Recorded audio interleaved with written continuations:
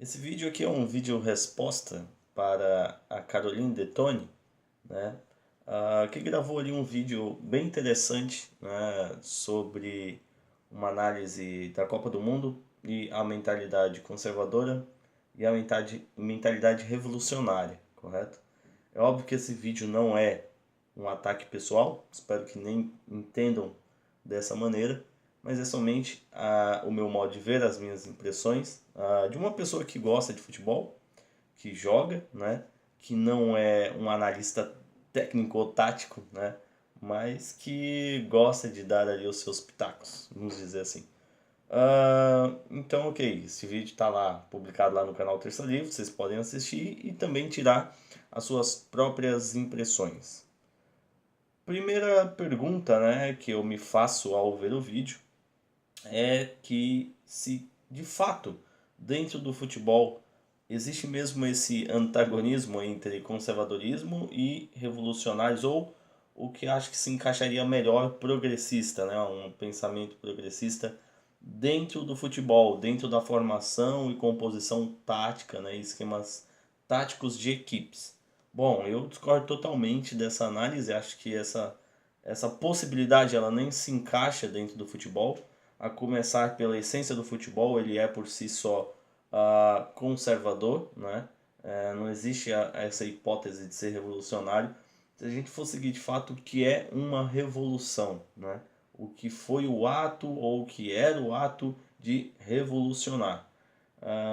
O futebol ele é um esporte, como eu disse, extremamente conservador, mantém-se muitas regras, né? E algumas alguns pontos, né, bem definidos desde quando estabeleceu-se uma regra internacional, né, até mesmo antes de existir a FIFA.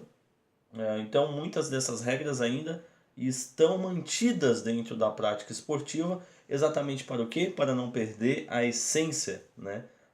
Para não perder de fato a definição do futebol, né? Ou do pés na bola, né?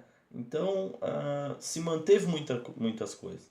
E toda vez que é feita uma modificação, ela não só acontece de maneira gradativa, ou muitas vezes é vista, né, com maus olhos, né?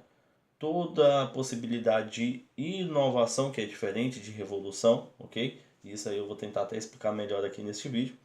Ela não é bem vista dentro do futebol por ser um esporte extremamente conservador e que a todo momento tenta manter, né, as suas regras e como ele é.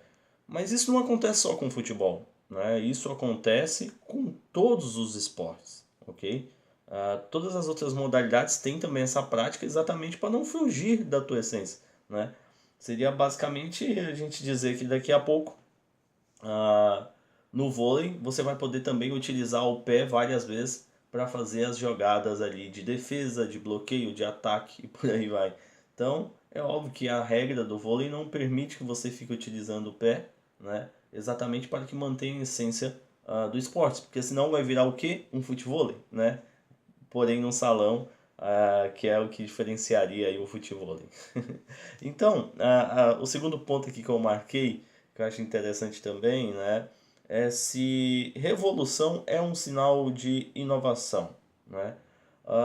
Porque ali por volta de 1 minuto do vídeo lá, né, ela comenta, né, que a cada 4 anos surge uma seleção revolucionária, né, que enche os olhos do mundo, né? Eu acho que fica uma dica até, né? Primeiro há de tentar achar um consenso, né?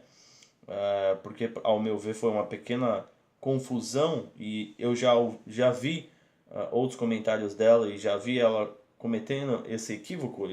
Óbvio aqui que eu não estou aqui para dar lição de moral, cometo vários erros também nos vídeos que eu gravo aqui.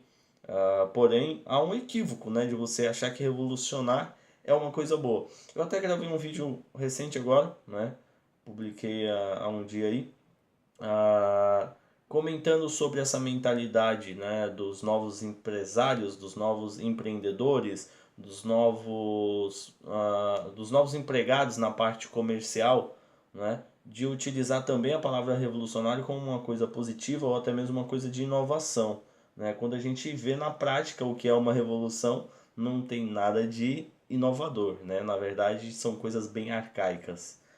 Então, ela avança ainda, né, sobre isso, comentando então de e depois eu vou até comentar melhor, comentando de algumas seleções que revolucionaram, que trouxeram algumas coisas diferentes no futebol.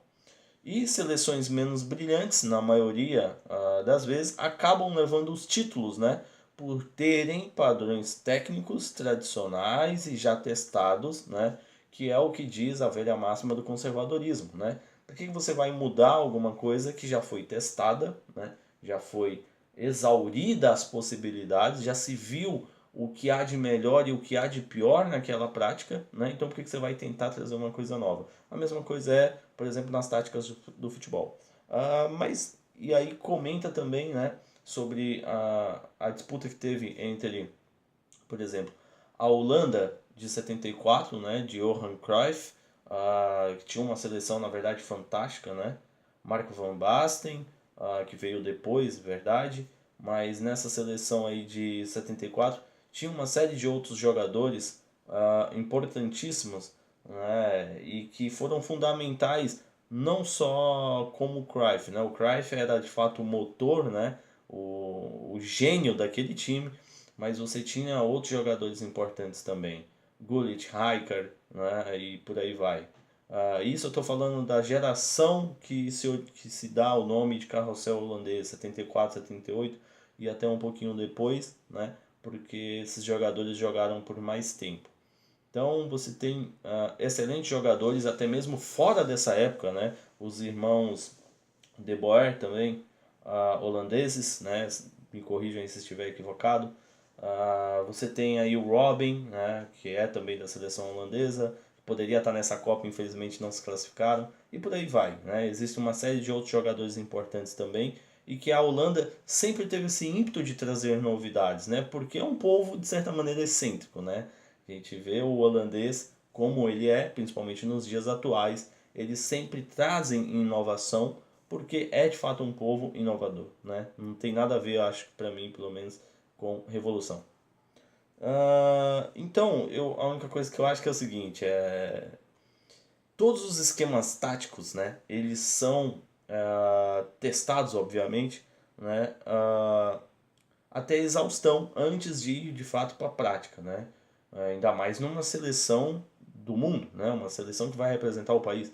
Aquela tática ela não é posta, né, de uma hora para outra, ela é testada. Há uma série de treinos, há uma série de competições que a equipe vai participar e vai ter vários ajustes, encaixes, muda-se muitas peças nesse processo, nesse decorrer, né? Novas convocações são feitas. Então, não é uma coisa que surge, né, de uma hora para outra para tentar quebrar um paradigma do nada, para tentar quebrar uma coisa pré-estabelecida do nada. Na verdade, a tentativa de trazer uma tática nova, né, para você surpreender o teu adversário, nada tem de revolucionário, só tem de inovação mesmo, né? A própria seleção que nós estamos comentando aqui, a seleção da Holanda, foi extremamente inovadora. Só que, por exemplo, em 78, encontraram uma seleção ainda mais, vamos dizer assim, inovadora, com um jogador brilhante, né, com jogadores brilhantes. O Maradona estava começando, né, é verdade, não chegou a fazer muitas participações, mas a seleção argentina é extremamente forte taticamente. Você pegar individualmente a seleção campeã, a seleção argentina que ganhou o título em cima da Holanda, era uma seleção tão boa também quanto a seleção da Holanda. É que a Holanda era uma novidade, né? A Argentina já não. Já havia demonstrado a possibilidade de ganhar um título muito antes. E também a possibilidade de ganhar o título dentro de casa fica ainda maior. Só o Brasil que não consegue aprender essa lição, né? 50 e 2014 está aí como exemplo. Então é isso, né? Para mim, esses esquemas táticos, tanto de 74 e 78 da seleção holandesa, foram testados à exaustão, né? E você vê aí 74 para 78 e de 70 para 74 é um tempo aí, um período muito grande, né? Para o futebol é um período muito grande, né? Talvez para a história não seja tão grande assim. A Copa de 82, né? Ela comenta também, né? E até fica ali comentando, falando que a seleção também trouxe a de 82, um método revolucionário. E aí fica a minha pergunta aqui retórica, né? Uma seleção com métodos revolucionários, mesmo a seleção de 82? Aqui a Carol esquece, na verdade, de quem era o técnico naquele período, né? Um tal de Tele Santana, né? Para quem conhece os causos, as histórias, né? Até mesmo de todos os jogadores que jogaram com ele, e sempre comento, Macedo, Raí, Rogério Ceni também jogou com ele, quem mais? O próprio Muricy Ramalho, que foi um pupilo dele, cresceu na carreira como técnico graças ao Tele Santana, comenta muito bem a postura do Tele Santana, né? Quão conservador ele era, né? Nas suas, na seu, como sujeito, como pessoa, né? Na sua prática pessoal. Era uma pessoa de postura exemplar, né? E extremamente conservadora nos costumes e na moral. Porém, era uma pessoa inovadora, né? Era uma pessoa que estava à frente do teu tempo. E ele buscava a inovação dentro da tática para surpreender o seu adversário, não para revolucionar, ok? Então, dentro do futebol, você precisa o que quando você tem um time menor, ou um time inexpressivo, um time pequeno e que vai jogar com uma seleção grande? Você precisa surpreender o teu adversário, precisa ter uma tática melhor, já que você não tem condições individuais de vencer a partida, correto? E lembre-se, futebol é uma partida, um esporte de grupo, né? Então você precisa surpreender em grupo. Então é isso, né? Ele era um técnico extremamente inovador. O nosso querido, saudoso Tele Santana, que eu tive a oportunidade de ver bem pouco, né? Acho que logo após metade da década de 90 ele já começou a ter os problemas, né? Acho que ele teve um AVC, salvo me engano, e aí ele tem um problema também posteriormente aí que o leva, né, infelizmente, a falecer. E aí fica também, né, na questão de 82 ainda, que passado tanto tempo já desta derrota para a seleção da Itália, de Paulo Rossi, né, o carrasco da seleção brilhante de 82, e que lá dentro da seleção, respondendo aí melhor essa questão de se pode verificar a questão revolucionária e conservadora dentro do futebol, você verifica nas pessoas, não no esporte, né? Havia sim jogadores de futebol que tinham uma mentalidade revolucionária, o próprio Sócrates, né, que fez a democracia corintiana, que eu até faço questão de um dia aqui fazer um vídeo explicando melhor sobre essa prática, né? E então é isso. Sabemos, né, de no mínimo aí uns dois ou três, quatro fatores que eu vou elencar aqui, pelo menos dois, foram determinantes para a derrota da seleção brasileira para a seleção da Itália, que individualmente era inferior, porém se mostrou com um grupo muito mais fechado e determinado para vencer aquela partida. Então, o primeiro fator técnico humano, né? Vários jogadores durante aquela partida cometeram erros. Marinho, né, lateral esquerdo, o outro jogador que até comete um erro ali, acho que não sei se é o Júnior ou o Toninho Cerezo, no meio de campo, que inclusive erra um passe, e o Paulo Rossi em direção ao gol, né, vem como um raio, rouba a bola e faz o terceiro gol da seleção. E o segundo fator, né, é o ego do treinador e o ego do jogador. Vocês viram? Tanto no primeiro e no segundo aspecto, estou falando de aspectos humanos, né, de coisas individuais. E isso não pode ser retirado, esquecido para se analisar um futebol ou até mesmo um esquema tático. Isso é extremamente importante. Vale lembrar que a questão técnica, né, o técnico, perdão, o Brasil jogava pelo empate. O simples empate classificaria o Brasil para a próxima fase. Só que o Tele Santana era um treinador que queria a todo momento fazer um jogo brilhante e ganhar com um placar plástico e elástico, né? E que queria sempre dar show, porque ele via o futebol de uma maneira muito mais mágica e mais bonita. Porém, muitas vezes você precisa, às vezes, né, recolher-se e jogar de acordo com o manual, jogar de acordo com as regras, né? Não tentar ser tão inovador, tão excêntrico, né? E na questão dos jogadores, brigas internas, né? O próprio Leão com o Marinho, né? O Toninho Cedes também, que era um cara problemático de grupo, né?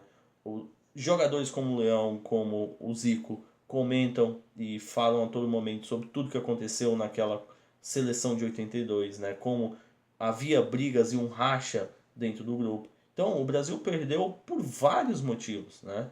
Que levaram a serem determinantes dentro de campo. Então, não é só esquema tático que ganha jogo. Valores emocionais, valores pessoais, interpessoais, né? Isso é muito importante dentro do futebol e qualquer competição também de alto nível, de alta performance.